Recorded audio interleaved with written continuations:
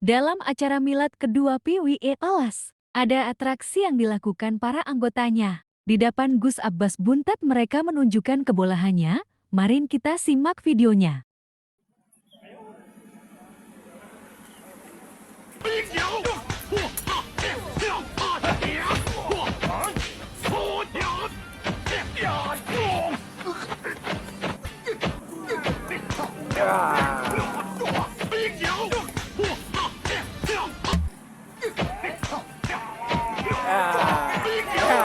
Mungkin atraksi itu hanya semata-mata untuk merayakan milad, atau bisa jadi mempersiapkan diri apabila ada kondisi darurat. Apabila memang harus bersikap, maka dalam acara tersebut anggota PWE Alas menunjukkan keberadaannya.